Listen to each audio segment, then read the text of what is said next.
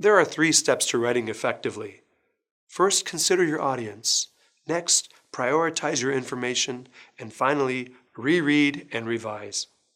When you consider your audience, think about your relationship to the audience. Do you know each other well, and in what context? As professional colleagues, as friends, as a potential client? Will they be familiar with any technical terms you might use? Do they know you well enough to distinguish your sarcasm from sincerity? If you're sending an email to a professional, acquaintance, or to someone you don't know well, keep your tone formal. This means no jokes, no sarcasm, no acronyms derived from social media and texting, and no emoticons. Avoid jargon or terms that your audience might be unfamiliar with. With those who you know well, your tone could be less formal, but you should still avoid very casual language in emails that are in any way associated with your organization. Prioritize your information. Your audience probably receives many emails each day. They may read quickly or may only read the beginning of a message. You'll increase the odds that your message is truly understood if you make it easy for the reader to get the vital information up front. Determining your goal for the email will help you decide what the important information is. For example, are you simply informing? You might send a message like this. Hello colleagues, our quarterly meeting will be held next week on March 14th from 1 to 2 p.m. in the 3rd floor conference room. Please bring your completed office environment survey.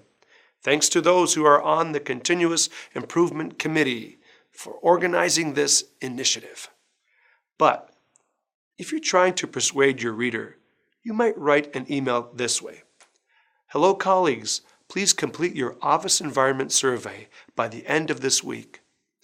They are an important part of the Continuous Improvement Committee's attempts to streamline office procedures. We'll have a meeting on March 14th from 1 to 2 p.m. in the 3rd floor conference room to discuss survey results. Did you notice that the information is essentially the same in both emails? But by rearranging the order, each message has a slightly different focus. Finally, make sure you read through your email before you send it.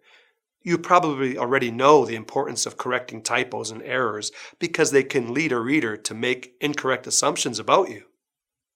But it's equally important to reread your message while thinking about the big stuff. Is the message clear? Are there any phrases that might be misinterpreted? Make sure your email will be understood by pretending to be the recipient. Imagine you don't know anything about the topic of the email, and then look for parts that might be ambiguous or disconnected from the main message. Once you find those sections, fix them. A few mouse clicks, some highlighting, a little rewording can make those parts crystal clear. And then when you think it's perfect, go through this exercise again. Taking the time now to craft a well-written message will prevent miscommunication later, and it will make a good impression on the recipient.